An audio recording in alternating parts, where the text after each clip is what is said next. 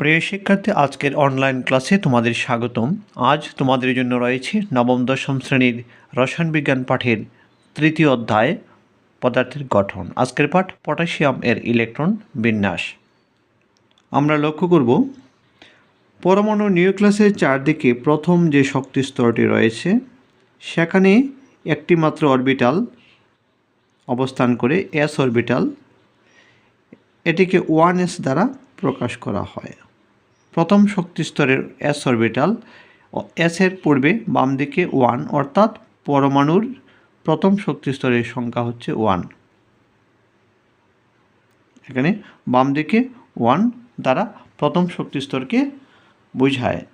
দ্বিতীয় শক্তি স্তরে দুইটি অরবিটাল থাকে, এস অরবিটাল এবং পি অরবিটাল। যেহেতু দ্বিতীয় শক্তি স্তর, তাই এস এর আগে 2 লিখব। 2s দ্বারা দ্বিতীয় শক্তি স্তরের এস অরবিটালকে বোঝায় এবং দ্বিতীয় শক্তি স্তরের পি অরবিটালকে 2p দ্বারা প্রকাশ করা হয়। তৃতীয় শক্তি স্তরে 3টি অরবিটাল অবস্থান করে,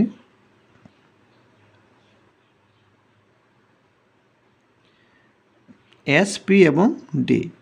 তৃতীয় শক্তি স্তরে এস অরবিটালকে 3s দ্বারা প্রকাশ করা হয়। 3 হচ্ছে অরবিট সংখ্যা, শক্তি স্তরের সংখ্যা। এস অরবিটাল, তৃতীয় শক্তি স্তরে এস অরবিটাল হচ্ছে 3s। তৃতীয় শক্তি স্তরের পি অরবিটাল হচ্ছে 3p। তৃতীয় শক্তি স্তরের ডি অরবিটাল হচ্ছে 3d।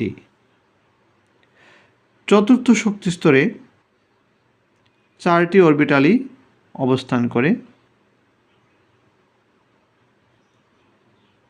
sp এবং sp, d এবং f। চতুর্থ শক্তি স্তরে এস অরবিটালকে 4s দ্বারা প্রকাশ করা হয়, পি অরবিটালকে 4p, ডি অরবিটালকে 4d এবং এফ অরবিটালকে 4f দ্বারা প্রকাশ করা হয়। এখন আমরা জানব প্রতিটি অরবিটালে ইলেকট্রন প্রবেশ করার যে নিয়ম, সেটি আমরা জানব। নিয়মটি হচ্ছে ইলেকট্রন সবসময় নিম্ন শক্তি অর্থাৎ নিম্ন শক্তি সম্পন্ন অরবিটালে প্রথমে প্রবেশ করে, তারপর ক্রমান্বয়ে উচ্চ শক্তি সম্পন্ন অরবিটালে ইলেকট্রন প্রবেশ করে। তাহলে আমাদের জানতে হবে এই অরবিটালগুলোর মধ্যে শক্তির ক্রমটি কী, নিম্ন শক্তি কোনটি, তারপর ক্রমান্বয়ে উচ্চ শক্তি সম্পন্ন অরবিটাল কোনটি। আমরা জেনে নিব। সবচেয়ে নিম্ন শক্তি সম্পন্ন অরবিটাল হচ্ছে 1s, অর্থাৎ 1 নম্বর শক্তি স্তরের এস অরবিটাল। তারপরে হচ্ছে উচ্চ শক্তি 2s অরবিটাল, 2 নম্বর শক্তি স্তরে এস অরবিটাল। তারপরে 2p, তারপরে 3s, তারপরে 3p, তারপরে 4s অরবিটাল, চতুর্থ শক্তি স্তরে এস অরবিটাল। তারপর 3d অরবিটাল, তারপর 4p অরবিটাল। এরকমভাবে শক্তিক্রমটি তোমরা শিখে নেবে।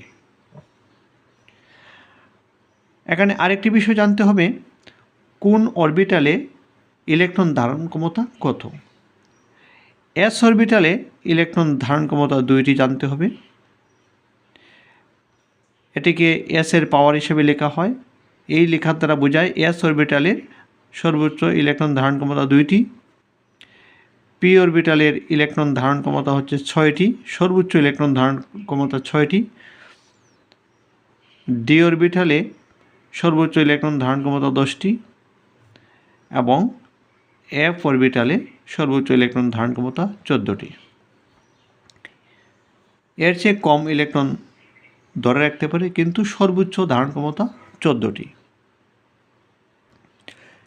এখন আমরা জানব উপশক্তি স্তর তত্ত্ব অনুসারে পটাশিয়ামের ইলেকট্রন বিন্যাস। পটাশিয়ামের ইলেকট্রন 19টি। উপশক্তি স্তর হিসাব করলে আমরা ইলেকট্রন বিন্যাসটি পাব। নিম্ন শক্তি স্তর হচ্ছে 1s, তাহলে ইলেকট্রন প্রথমে 1 নম্বর শক্তি স্তরে এস অরবিটালে প্রবেশ করবে। এস অরবিটালে সর্বোচ্চ ইলেকট্রন ধারণ ক্ষমতা 2টি। তারপর ইলেকট্রন প্রবেশ করবে 2s অরবিটালে।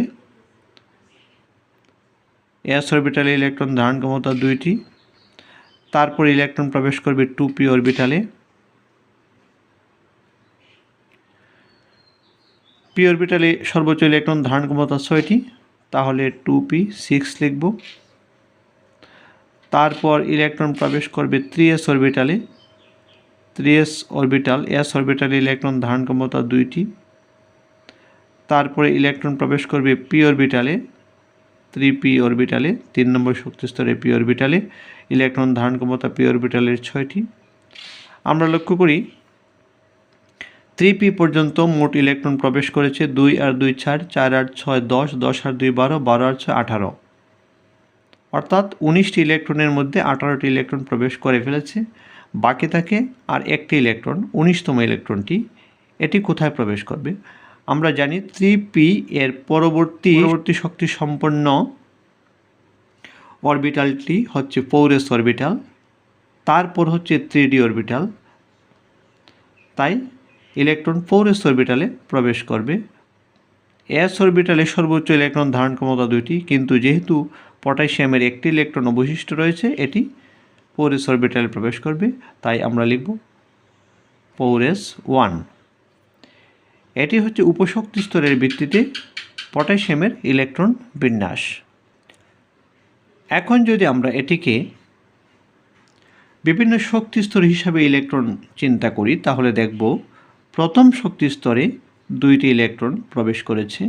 দ্বিতীয় শক্তি স্তরে মোট ইলেকট্রন 6 আর 2 8, 8টি ইলেকট্রন প্রবেশ করেছে। তৃতীয় শক্তি স্তরে s অরবিটাল এবং p অরবিটালে মোট ইলেকট্রন প্রবেশ করেছে 6 আর 2 8টি। চতুর্থ শক্তি স্তরে একটি ইলেকট্রন প্রবেশ করেছে। তাই পটাশিয়ামের ইলেকট্রন বিন্যাসটি হচ্ছে 2 8 8 1।